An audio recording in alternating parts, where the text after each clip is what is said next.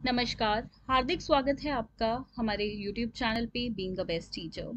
आज हम हिंदी में डिस्कस करने जा रहे हैं क्वेश्चन पेपर्स CRSU और MDU यूनिवर्सिटीज़ की ये क्लासेस रहेंगी। आज जो हम क्वेश्चन पेपर डिस्कस करेंगे वो है बीएड सेकेंड ईयर का जून 2019 का क्वेश्चन पेपर, ज्ञान और पाठ्यक्रम का। और यहाँ पे देखिए कौन कौन से क्वेश्चन पूछे गए थे 2019 के इस ज्ञान और पाठ्यक्रम सब्जेक्ट के क्वेश्चन पेपर में, साथ में उनके उत्तर आपको किस प्रकार से लिखने हैं। तो डिटेल में हम सब कुछ डिस्कस करेंगे।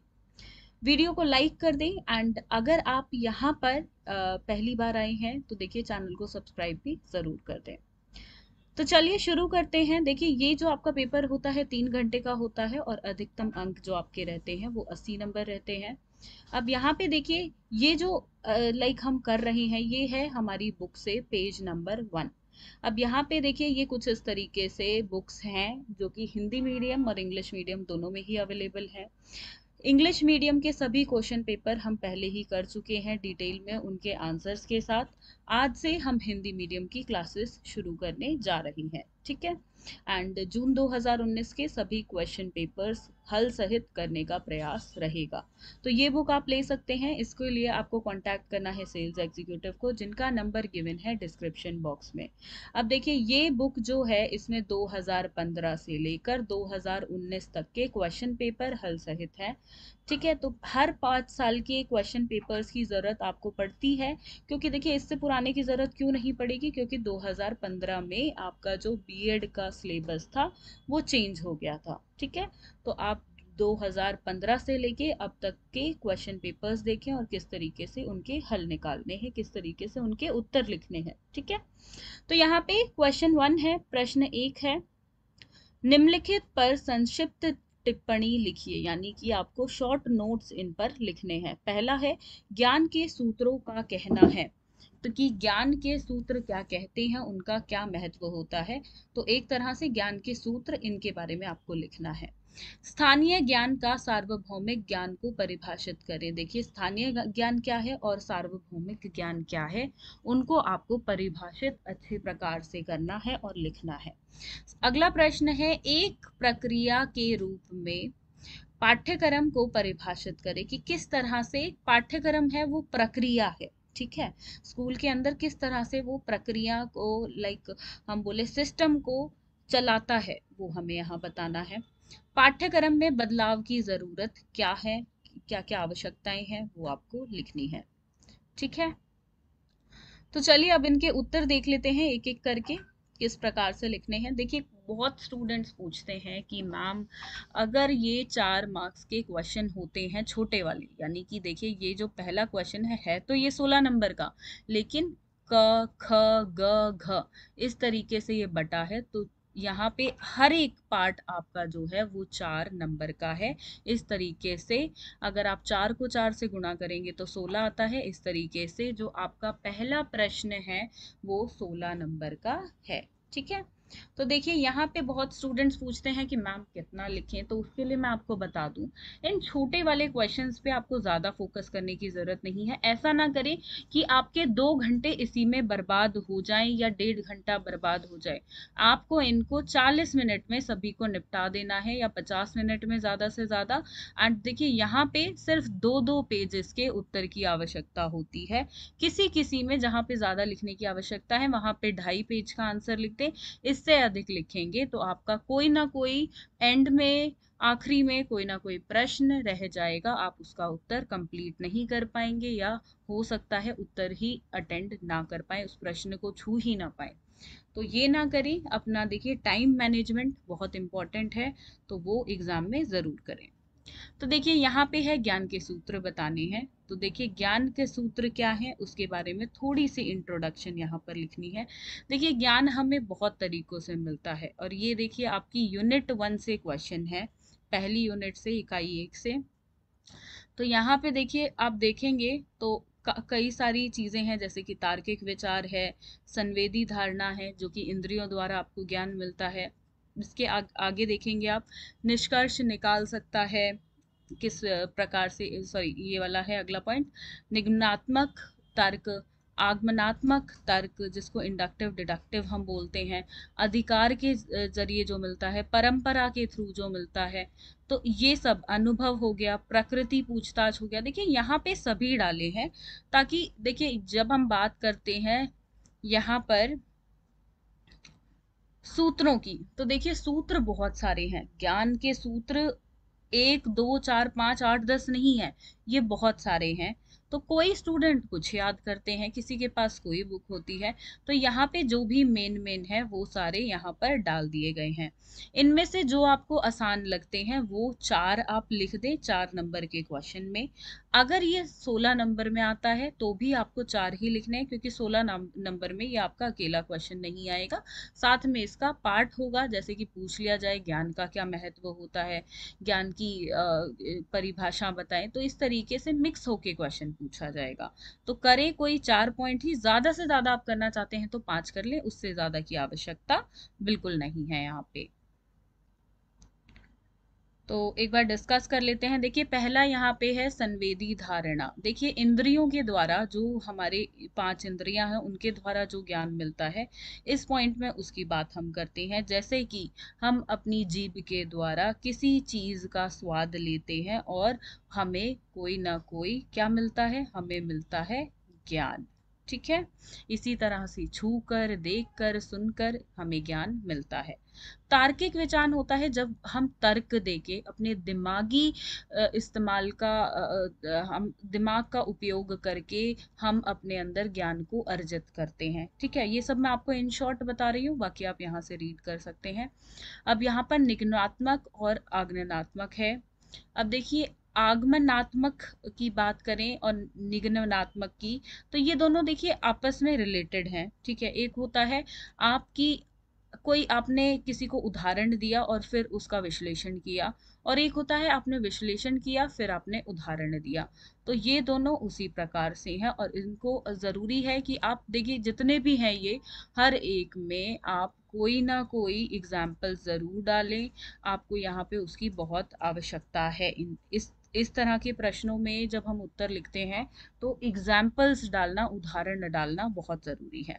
अगला है अधिकार का। देखिए अधिकार होते हैं रूल्स। ठीक है, हमें हमारे अधिकारों का ज्ञान। ठीक है, अब यहाँ पे देखिए जैसे कि हम बात करें आरटीआई की, तो आरटीआई हमें ये ज्ञान प्राप्त कराती है। फॉर एग्जाम्पल अगर मुझे कोई चीज पसंद नहीं आई है कहीं पे, या मैं जानकारी चाहती हूँ उसके बारे में, तो मैं आरटीआई डाल सकती हूँ, जिससे राइट टू इंफॉर्मेशन है कि मुझे उससे जो ज्ञान है वो मिलेगा। ठीक है, तो ये हो गया। बाकी देखिए अधिकार हम देखते हैं एक से दूसरे देश में अलग अलग होते हैं।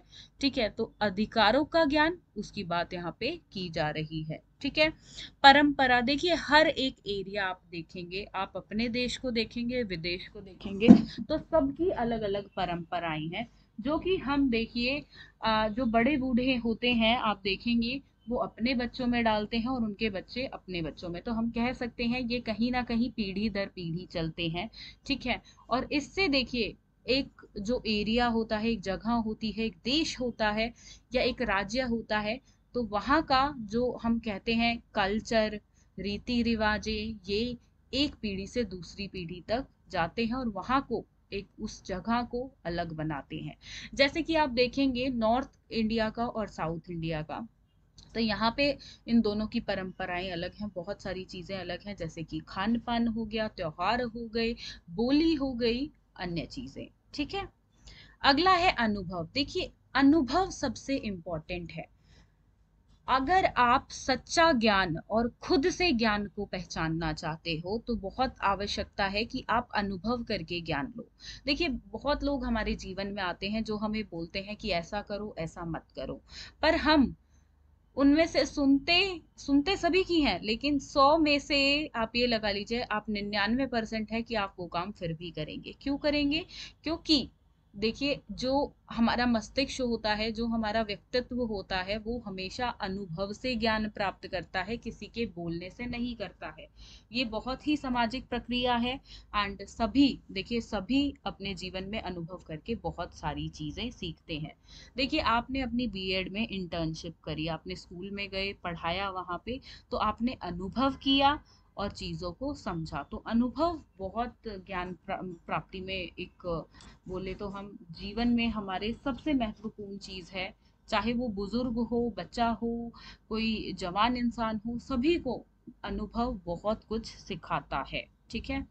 और देखिए अनुभव जो है वो डे वन से, जब एक बच्चा पैदा होता है तब से शुरू हो जाता है उसकी जिंदगी में और मरते दम तक चलता रहता है। दूसरा है प्रकृतिवादी पूछताछ। देखिए यहाँ पे प्रकृतिवादी पूछताछ के जरिए भी बहुत सारा ज्ञान हम डेली बेसिस पे रोजमर्रा की जिंदगी में अर्जित करते हैं। बिल्कुल। अगले आ जाते हैं यहाँ पे प्रश्न एक का, यहाँ पे ख पाठ है ये, स्थानीय ज्ञान और सार्वभौमिक ज्ञान को परिभाषित करना है। सार्वभौमिक ज्ञान क्या होता है और स्थानीय ज्ञान क्या होता है। ठीक है। एंड देखिए इस पे क्वेश्चंस देखने को मिलते हैं और शॉर्ट नोट में ही इन पे क्वेश्चन आते हैं। और तरह की भी देखिए यहाँ पे ज्ञान की बात की गई है। तो यूनिट 2 से आपका क्वेश्चन है, तो 5 ज्ञान है उसमें दिए हुए, तो किसी को भी नहीं छोड़ना है, किसी पे भी क्वेश्चन आ सकता है। ठीक है। तो यहाँ पे देखिए स्थानीय ज्ञान वो ज्ञान होता है जो एक क्षेत्र से, एक छोटे क्षेत्र से लिमिटेड होता है। जैसे कि हम बात करें तो इंडिया का स्थानीय ज्ञान क्या है, मतलब एक लोकल एरिया का स्थानीय ज्ञान क्या है। ठीक है। वहीं पे सार्वभौमिक मतलब विश्व में, देखिए जो चीज विश्व में मानी जाती है। यहाँ पे एग्जाम्पल के जरिए अगर आप समझेंगे उदाहरण के जरिए, तो देखिए सार्वभौमिक ज्ञान के अंदर आ गए जो आपके मैथ्स के फॉर्मूलाज होते हैं, वो सार्वभौमिक ज्ञान में आते हैं। ठीक है। वहीं पे अगर आप स्थानीय ज्ञान में देखेंगे तो कोई भी स्थान का ज्ञान ले लीजिए जो लोकल एरिया की इंफॉर्मेशन होती है। फॉर एग्जाम्पल देखिए न्यूज़पेपर का एग्जाम्पल इसमें बिल्कुल फिट होता है। अगर आप अखबार देखेंगे तो यहाँ पे स्थानीय ज्ञान की खबरें उसमें छपती हैं। ठीक है। तो इस प्रकार से आप इसमें अखबार का एग्जाम्पल उदाहरण डाल सकते हैं, और सार्वभौमिक में मैथ्स के जो थ्योरम होते हैं या साइंस के जो फैक्ट होते हैं, जैसे कि लॉ ऑफ ग्रेविटी था, तो इस तरीके की चीजें आप इसमें डाल सकते हैं। ठीक है। तो इसी तरीके से आप स्थानीय ज्ञान और सार्वभौमिक ज्ञान को डिस्क्राइब करेंगे जिस तरीके से यहाँ पे किया गया है। ठीक है। इतना ही उत्तर इसका लिखना है। देखिए ज्यादा की आवश्यकता बिल्कुल नहीं है, तो अत्यधिक बिल्कुल ना लिखें। ठीक है। आगे बढ़ते हैं। ग। ठीक है। पाठ्यक्रम को एक प्रक्रिया के रूप में परिभाषित करें। प्रक्रिया यानी कि प्रोसेस, किस तरीके से जो करिकुलम है, पाठ्यक्रम है, वो प्रोसेस है, वो आपको बताना है। देखिए हम देखते हैं तो पाठ्यक्रम की बात अगर हम करें तो पाठ्यक्रम हर एक चीज में होता है। पाठ्यक्रम स्कूल में भी होता है, कॉलेजों में भी होता है, कोई आप कोर्स कर रहे हैं उनमें भी होता है। चाहे आप नर्सिंग का कोर्स देख लो, आप डॉक्टरी का कोर्स देख लो, चाहे आप लॉ का देख लो, चाहे आप इंजीनियरिंग का देख लो, टीचर्स का देख लो, तो हर एक चीज में करिकुलम है। और वो उस चीज को बताता है कि उस कार्यक्रम को या उसको करना कैसे है, एक तरह से ढांचा। देखिए बच्चा पहले दिन आया, जैसे कि आप कॉलेज में पहले दिन बीएड में आए, तो आप पहले सेमेस्टर में क्या पढ़ेंगे, दूसरे में क्या पढ़ेंगे, आपकी पहले साल में इंटर्नशिप होगी या दूसरे साल में होगी, पहले साल में कौन से सब्जेक्ट रखे जाएंगे, दूसरे साल में कौन से रखे जाएंगे। तो ये सब डिपेंड करता है आपका जो पाठ्यचर्या होती है उस पे। ठीक है। तो इसी प्रकार से आप इसका उत्तर लिखेंगे अलग अलग। देखिए ऐसा नहीं है आपको सिर्फ इसको लाइक आप इंट्रोडक्शन में ये सब नहीं डाल सकते हैं जो आप शुरुआत में लिखते हैं कि ये सिर्फ स्कूल से ही लिमिटेड है, ऐसा बिल्कुल नहीं लिखना है। हर चीज में होता है पाठ्यक्रम, तो वो सब बताएं। ठीक है। देखिए चीजों को कभी भी रट कर ना लिखें, जो आप समझते हैं वो आप करें, चरणों में बताएं उसको, और अपने आंसर को, अपने उत्तर को इसी तरह से लिखें। ठीक है। अब देखिए यहाँ पे जिस तरीके से आप यहाँ पे एक चीज नोट कर रहे होंगे, पॉइंट वाइज चीजें लिखी है। ठीक है। आप देखेंगे ऐसा नहीं है कि उत्तर आपने शुरू से शुरू हो रहा है कहीं पे और पेज के आखिर तक बस लिखे जा रहे हैं, कहीं पे लाइन नहीं छोड़ी है, पैराग्राफ चेंज नहीं किया, पॉइंट नहीं है। तो ये चीजें आप बिल्कुल ना करें। आप देखिए यहाँ पे जो पॉइंट है इनको क्या करना है आपको, ये ब्लैक पेन से लिखेंगे आप। ठीक है। ये बहुत जरूरी है इनको ब्लैक पेन से लिखना, ये आपको प्लस पॉइंट होता है आपका आपके एग्जाम में, तो ये चीज बिल्कुल करनी है। ठीक है। आगे आ जाते हैं। घ है यहाँ पे, पहले उत्तर का पाठ है, पाठ्यक्रम में बदलाव की जरूरत क्यों है। देखिए आपने अगर कुछ पढ़ा भी ना हो तो भी आप इसके बारे में खूब लिख सकते हैं कि क्यों जरूरत है पाठ्यक्रम में किस चीज की, बदलाव की। देखिए आज के टाइम में 2020 की राष्ट्रीय शिक्षा नीति आई है, तो उसमें ना जाने कितने चेंजेस किए गए हैं, कितनी चीजों में बदलाव किया गया है, क्योंकि बदलाव की जरूरत थी। तो करिकुलम में इसलिए चेंजेस लाए गए। पहले जो पैटर्न था, देखिए, जो हम बोल सकते हैं कहीं ना कहीं घिसा पिटा पैटर्न, जो कभी देखिए 1968 में उस राष्ट्रीय शिक्षा नीति ने कहा था, जबकि टाइम में टेक्नोलॉजी नहीं थी। आज के टाइम में जो टेक्नोलॉजी है, तो वहां पे चीजों को चेंज करना बहुत जरूरी है। अब आई थिंक किसी भी स्कूल को ब्लैक और बोर्ड की जरूरत नहीं है। क्यों नहीं है ब्लैक बोर्ड की जरूरत? पहली बात तो देखिए, ब्लैक बोर्ड जो है वो व्हाइट बोर्ड में कन्वर्ट हो गए हैं, चॉक्स जो है वो बोर्ड मार्कर्स में कन्वर्ट हो गई हैं, वहां पे व्हाइट मार्कर वाले जो बोर्ड होते हैं वो भी स्मार्ट बोर्ड में कन्वर्ट हो गए हैं बहुत स्कूलों में। और आने वाले समय में मुझे लगता है बच्चों को ई बुक्स दी जाएंगी, बच्चों को जो उनके बैग में इतनी भारी भारी बुक्स होती हैं वो भी नहीं दी जाएंगी, क्योंकि देखिए ये जमाने की जो चीजें आ रही हैं उनकी नीड भी है कहीं ना कहीं। ठीक है, आज का बच्चा देखिए, 2-3 साल का ही बच्चा बिल्कुल फोन से भली भांति परिचित हो जाता है। तो आप क्या समझते हैं कि उसको अगर आप टेक्नोलॉजी से नहीं पढ़ाएंगे तो क्या वो चीजें सीख लेगा? क्या जो पहले से जो पैटर्न चला आ रहा था, ये कि 5वीं तक की शिक्षा कराई जाए, फिर एलिमेंट्री की कराई जाए, और उसके बाद आप करा रहे हैं उसको 4 साल की एजुकेशन, इसमें से 2 साल की आपकी हो गई 10th 12th, और फिर 2 साल की आपकी हो गई 11th 12th। तो ये जो स्कूल का पैटर्न था, आपको लगता है ये आज के टाइम में भी ठीक है? तो देखिए बिल्कुल नहीं है। राष्ट्रीय शिक्षा नीति 2020, जो कि देखिए कोविड के कारण अभी तक स्कूलों में अच्छी तरह से प्रभावित काम नहीं कर पा रही है, पर जिस दिन स्कूल खुलेंगे वो अपनी पूरी फॉर्म में बिल्कुल लागू होगी, और चीजें आपको देखने को मिलेगी कि क्या अब एक बच्चा, देखिए हर एक बच्चे को उसकी नीड, जो उसका इंटरेस्ट लेवल है, जिस क्षेत्र में वो जाना चाहता है वहां पे जा पाएगा, और ना जाने अब वो क्या कमाल करेगा। तो जैसे आज के बच्चे देखिए अवसर मिलता है तो ओलंपिक्स में मेडल भी लेकर आ रहे हैं। तो अब देखिए, क्या पता नासा में हमारे स्टूडेंट्स हो, क्या पता विश्व में कितना बड़ा बड़ा काम करें। तो बिल्कुल ये चेंजेस की जरूरत बिल्कुल थी। ठीक है, वही सब आपको इसमें डालना है। आपके अकॉर्डिंग क्या जरूरत है आप वो डालें, इसमें कोई जरूरी नहीं है आप बुकिश लैंग्वेज यूज करें। आपकी जरूरत, आपकी, आप क्यों समझते हैं कि क्यों बदलाव की आवश्यकता है, उस तरह आप इसको लिख सकते हैं। आप सोचें कि ये ऐसे है, एक एक आपको ऐसे लिखना है किसी चीज पे, और इस तरीके से इसको करें। ठीक है, अब आ जाते हैं इकाई 1 पे। देखिए इकाई 1 से आपको 2 प्रश्न मिलते हैं, क्वेश्चन नंबर 2 और क्वेश्चन नंबर 3। आपको इन दोनों में से करने कितने होते हैं? आपको एक प्रश्न करना होता है, जो भी आपको सरल लगे उसका उत्तर आप लिखें, उसी प्रश्न को चुने कि हाँ मैं इसका उत्तर करूंगा। जो नहीं आता है उसमें बेफालतू में आपको अपना वक्त बर्बाद नहीं करना है। ठीक है, तो यहाँ पे दूसरा प्रश्न है, ज्ञान प्राप्त करने की विभिन्न विधियों का समलोचनात्मक परीक्षण कीजिए। ठीक है, तो देखिए यहाँ पे इतने पार्ट में इंट्रोडक्शन। अब देखिए प्राप्त करने की जो विधियां हैं ज्ञान को, वो कुछ इस तरीके से फ्लो चार्ट के रूप में आपको बनानी है। अगर आप इसको बस ऐसे ही कॉमा कॉमा डाल के लाइन में लिख देते हैं तो वो एक नेगेटिव पॉइंट है। एंड सॉरी टू से, आप जो स्टूडेंट्स ऐसे करेंगे उनको 16 में से 10 से ऊपर नंबर नहीं मिलेंगे कभी भी। ठीक है, तो आपको क्या करना है, इसी तरीके से अपना आंसर प्रेजेंट करना है, सो दैट ज्यादा से ज्यादा नंबर आपको मिले। मोस्ट इंपॉर्टेंट चीजें होती हैं ये आंसर में। As a examiner, every examiner wants these. ठीक है, फिर जो है देखिए यहाँ पे जो फ्लो चार्ट के पॉइंट्स हैं 1 2 3 4 5, इससे ज्यादा की आवश्यकता नहीं है। ठीक है, 5 से ज्यादा की जरूरत नहीं है। आप एक एक करके आप इन्हीं को बताएं। देखिए पहला लिखा उसके बारे में शॉर्ट इन्फॉर्मेशन, ठीक है, फिर दूसरा लिखा उसके बारे में थोड़ी सी इन्फॉर्मेशन, तीसरा, चौथा, पांचवा, सबके बारे में थोड़ी थोड़ी सी आपने जानकारी दी। सही बात।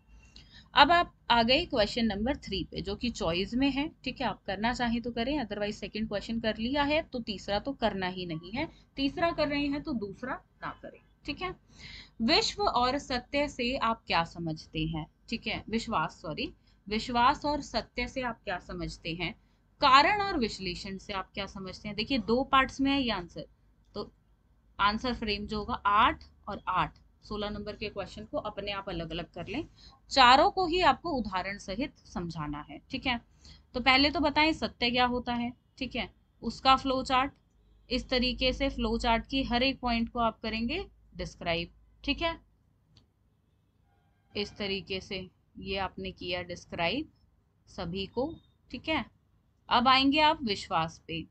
अब आप लिखेंगे विश्वास की इंट्रोडक्शन, पैराग्राफ को बीच बीच में चेंज करते रहना है। फिर आप बताएंगे विश्वास की परिभाषा।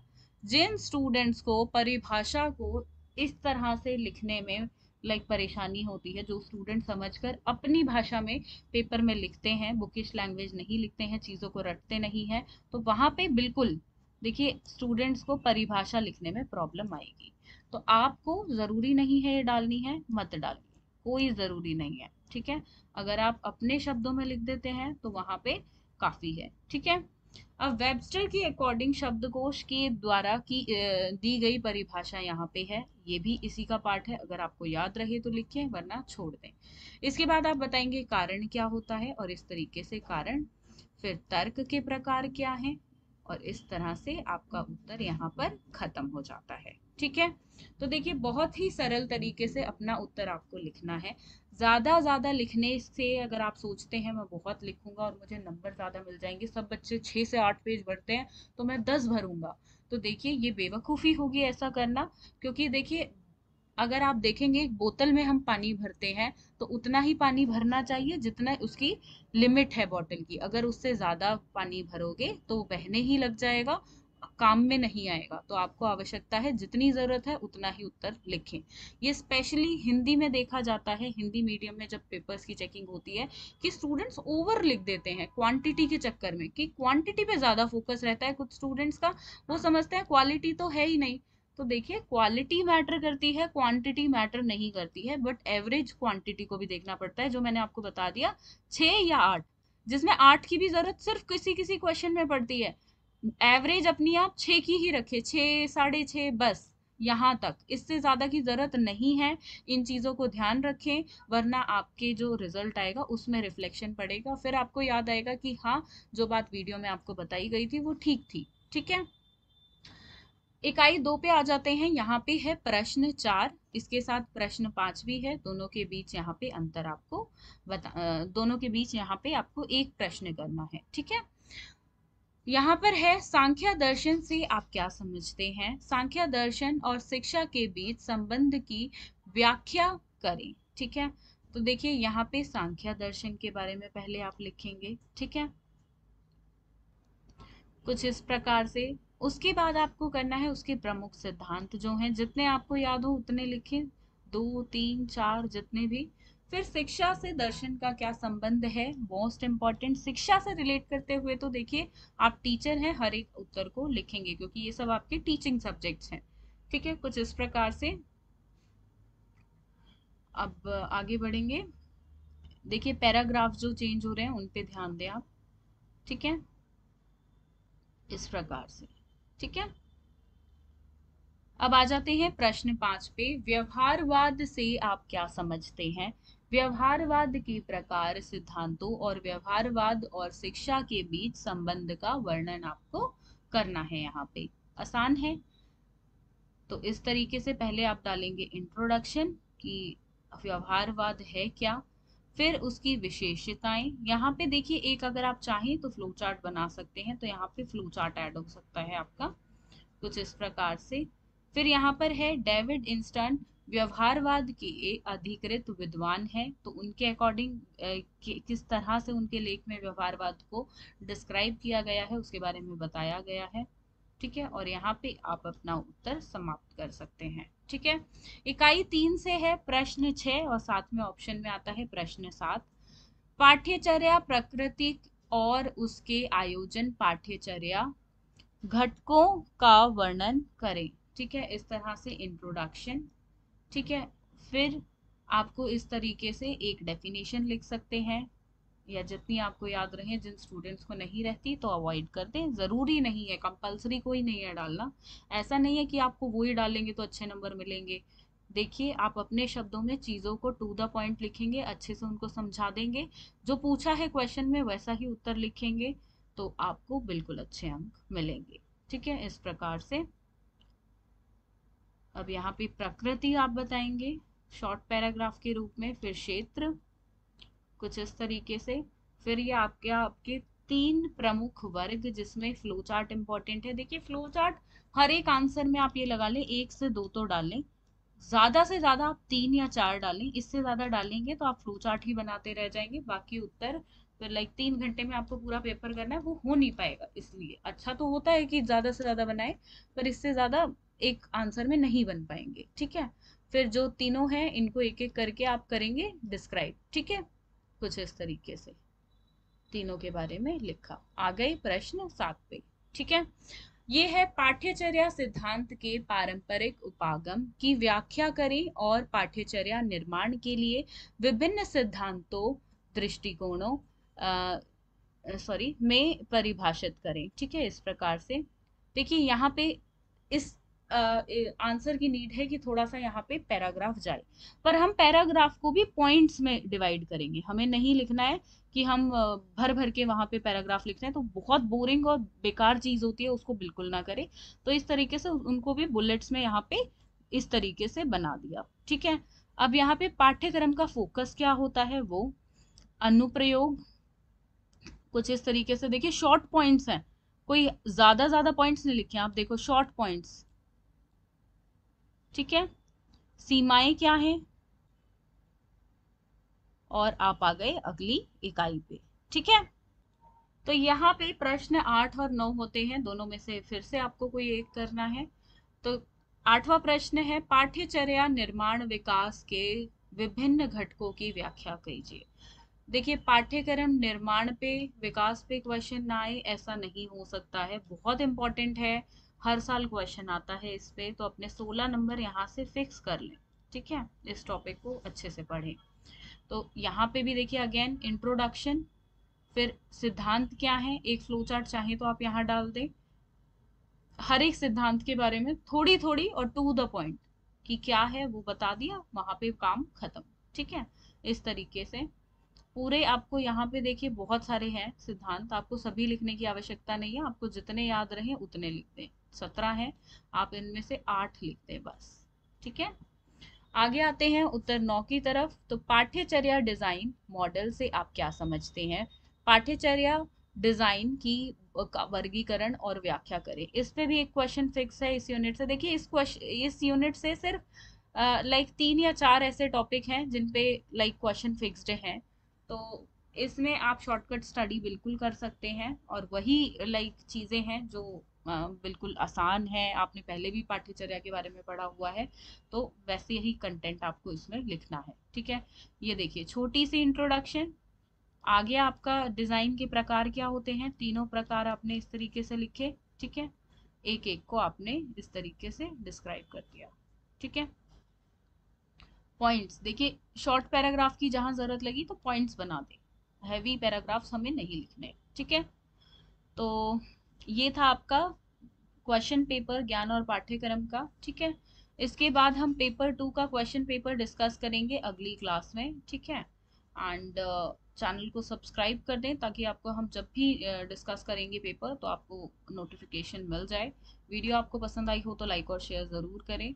एंड यहाँ पे देखिए जो बुक है आप इसको ज़रूर लें, बहुत इंपॉर्टेंट है। देखिए आप चाहे 10th करें 12th करें, या आप कोई एग्ज़ाम की तैयारी कर रहे हैं, सीटेट की तैयारी कर रहे हैं, आपने अपनी ग्रेजुएशन के पेपर दिए, पोस्ट ग्रेजुएशन की है तो उसके पेपर दिए, तो प्रीवियस ईयर पेपर देखे बिना हम कैसे एग्जाम को दे सकते हैं, बहुत जरूरी होते हैं वो, तो बिल्कुल मिस नहीं करना है। और प्लस उनके उत्तर किस तरीके से लिखने हैं, तो ये 5 ईयर की सॉल्व्ड क्वेश्चन पेपर्स की बुक जरूर लें, क्योंकि आपको इससे आइडिया होगा कि किस तरीके से चीजें आपको प्रेजेंट करनी है, ठीक है। वीडियो आपको पसंद आई हो तो लाइक और शेयर कर दें, एंड इसी के साथ मिलते हैं कल की क्लास में। धन्यवाद।